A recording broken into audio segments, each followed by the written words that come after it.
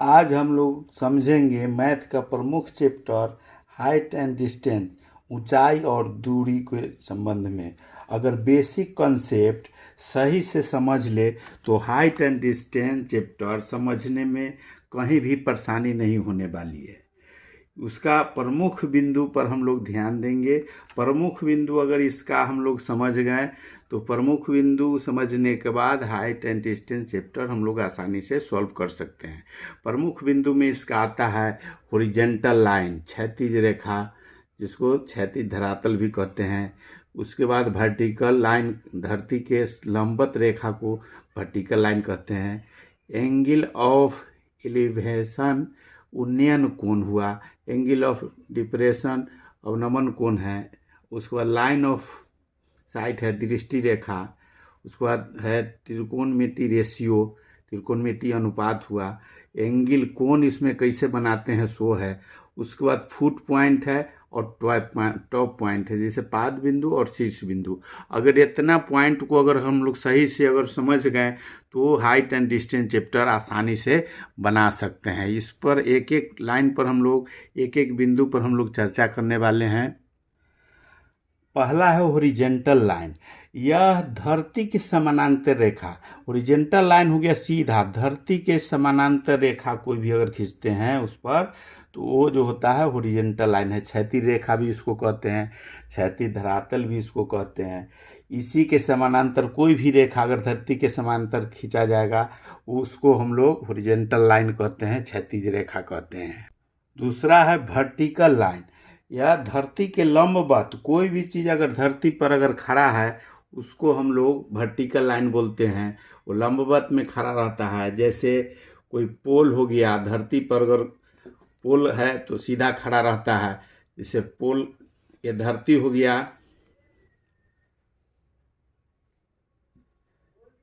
ये पोल खड़ा हो गया इस पर। या कोई मकान अगर बिल्डिंग है कोई बना हुआ है, मकान, बिल्डिंग, पोल या कुछ भी अगर वो खड़ा जो सीधा है वो हो गया। या कोई पेड़ हुआ, ये लंबवत अगर खड़ा है इसको हम लोग वर्टिकल लाइन बोलते हैं। वो जैसे मीनार भी हुआ, मीनार या जो लंबवत जो भी खड़ा है उसको हम लोग वर्टिकल लाइन बोलेंगे। इसका भी हम लोग को उपयोग वर्टिकल लाइन वाला भी आने वाला है।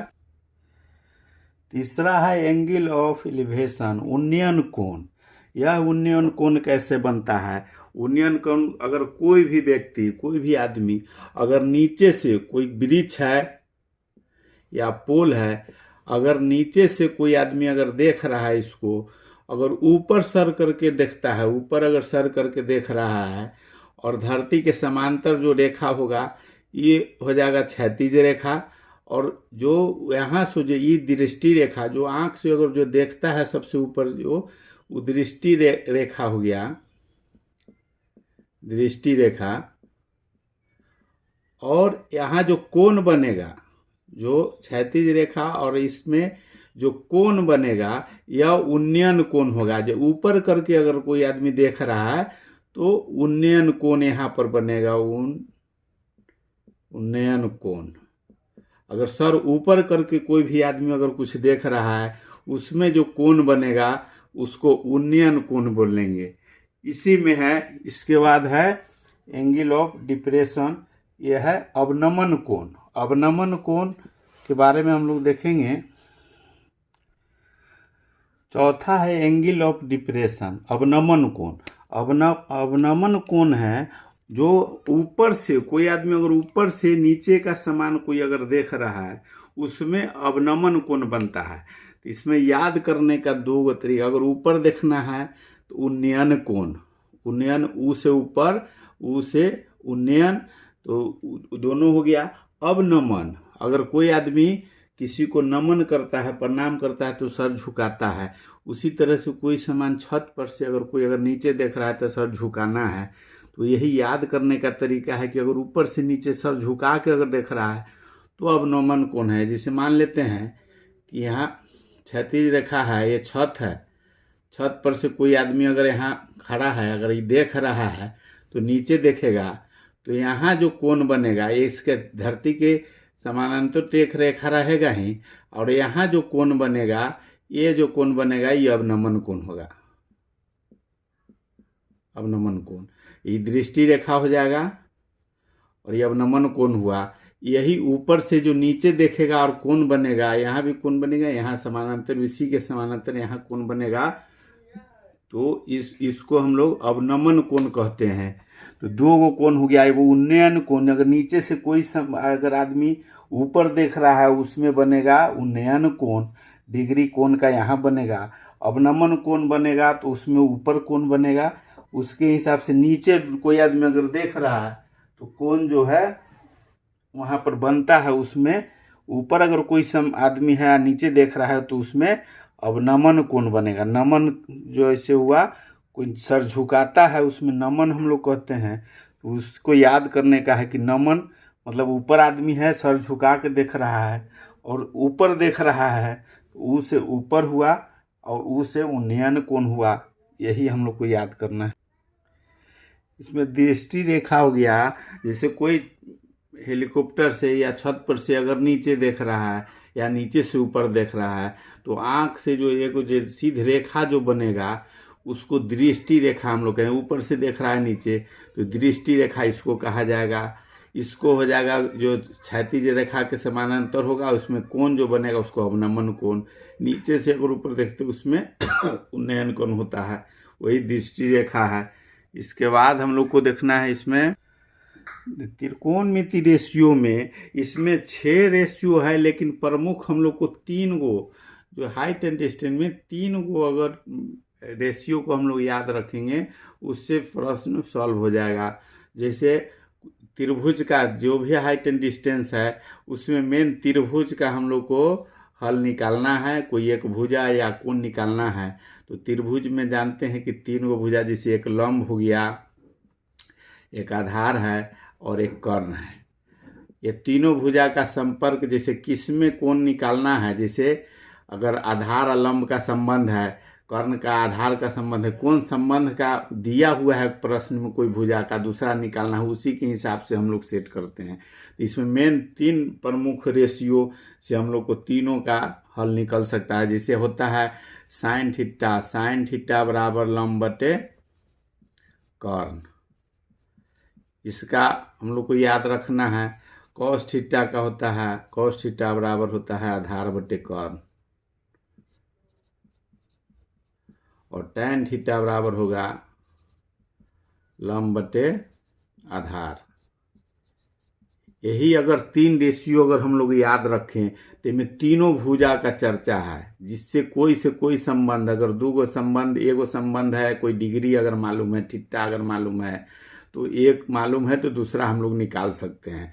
तो यही 3 रेशियो से हम लोग हाइट एंड डिस्टेंस का कोई भी प्रश्न हल कर सकते हैं। इस चलते इस 3 गो जो भी इसका रेशियो है त्रिकोणमिति का, इसको हम लोग को याद रखना है। इसका डिग्री हम लोग को याद रखना है, जैसे 90 डिग्री 30 डिग्री का मान कितना है वो हम लोग को याद रखना है। तो सारा जो भी हाइट एंड डिस्टेंस का प्रश्न है वो सॉल्व हो जाएगा। इसमें एंगल कोण कैसे बनाए, सबसे बड़ा प्रश्न इसमें उठता है। हाइट एंड डिस्टेंस में कोण किस तरह से बनाए, उसको पहले अगर कोण सही से, त्रिकोणमिति में अगर त्रिभुज सही से बन गया, कोई भी क्वेश्चन आसानी से बन सकता है। इसमें 4-5 तरह के क्वेश्चन मिल सकता है। मान लीजिए कोई सामान्य हाइट के बारे में अगर दिया हुआ है कि कोई अगर मकान का हाइट दिए हुआ है कि इतना है, और यहाँ दिए हुए कि इसका छाया बन रहा है इतना दूरी, तो इसका एगो निकालना पड़ेगा कि इसका जो है दूरी कितना है, छाया है, यहाँ डिग्री निकालना होगा। तो कोई का दूरी निकालना रहेगा या हाइट निकालना है, या हो सकता है कि इसमें दे दिया कि जैसे टावर है, टावर पर अगर झंडा कोई लगाने के लिए दे दिया, इस टावर है, टावर में एक और झंडा इसमें लगा दिए, तो इसका जो यहाँ का लंबाई दिए हुए रहेगा टावर का, और यहाँ का दूरी दिए हुए है। अब टावर का दूरी, एक झंडा का दूरी अगर निकालना रहता है, फिर कोण इसमें जो है वही बढ़ जाता है, इसमें जो कोण है वही बढ़ेगा। इसी का मान हम लोग को निकालना रहता है। जैसे यहाँ निकल गया।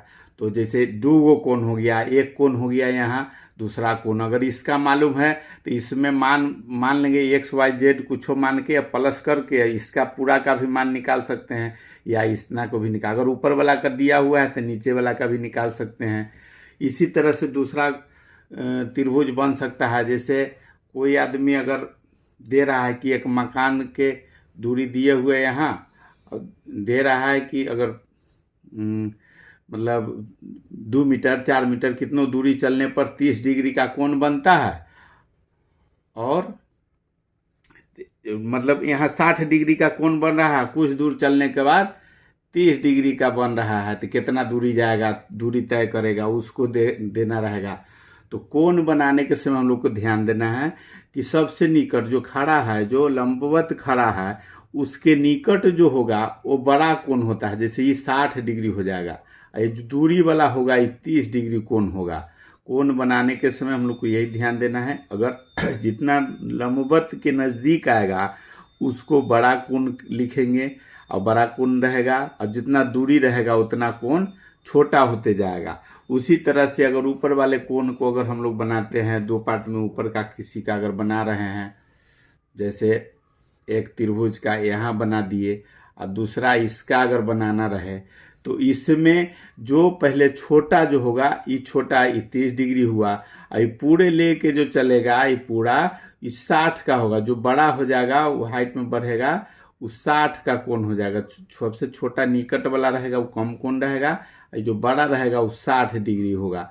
तो कोण यही दो तरह से बनेगा, जितना इसको निकट में करेंगे वो कोण बढ़ेगा, और जितना दूरी करेंगे कोण घटेगा। अगर 3 गो कोण रहेगा बनाना, जैसे 30 है, 45 है और 60 है, तो कोण बनाने के समय लंबवत के निकट सबसे पहले हो जाएगा 60 का, उसके बाद हो जाएगा 45 का, उसके बाद 30 का।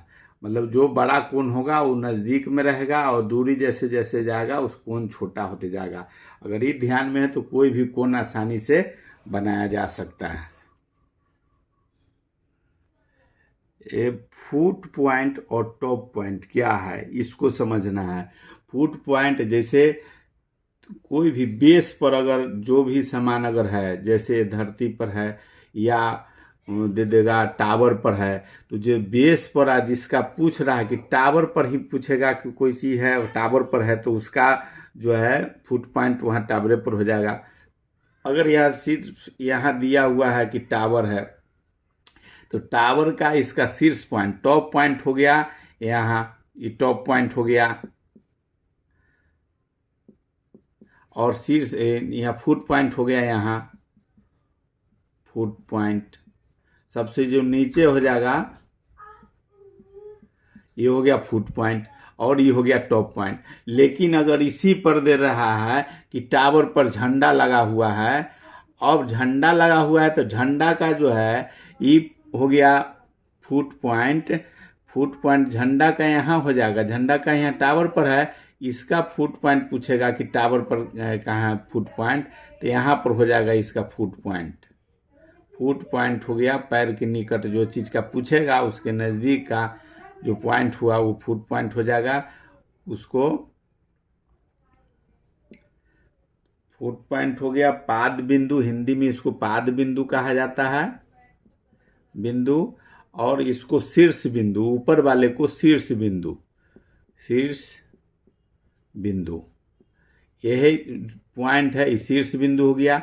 अब ये झंडे के लिए यहाँ हो गया पाद बिंदु, लेकिन अगर टावर का पाद बिंदु पूछा जाएगा फुट पॉइंट तो यहाँ हो जाएगा। यही पॉइंट है हाइट एंड डिस्टेंस में। अगर याद कर लिया जाए, समझ लिया जाए, तो कोई भी हाइट एंड डिस्टेंस का प्रश्न किसी तरह का होगा आसानी से। और इसमें जो डिग्री कोण का जो मान है, जैसे रेशियो का है, जैसे sine theta cos theta tan theta का हम लोग देखे हैं, उसमें जो रेशियो में जो मान है कोण का, उसको याद सिर्फ रखना है। साइन 30 का कितना होगा, कॉस 30 का कितना होगा, टेन 30 का, 45 का, 60 का, ये 2-4 गो अगर डिग्री का मेन जो त्रिभुज हाइट एंड डिस्टेंस में 30 डिग्री, 45 डिग्री और 60 डिग्री, लगभग इतना का मान अगर टेन थीटा, जैसे साइन थीटा, कॉस थीटा और टेन थीटा, ये तीनों का मान अगर इतना इसका अगर याद रखा जाए तो कोई भी प्रश्न लगभग इसी पर रहता है और सॉल्व हो जाएगा।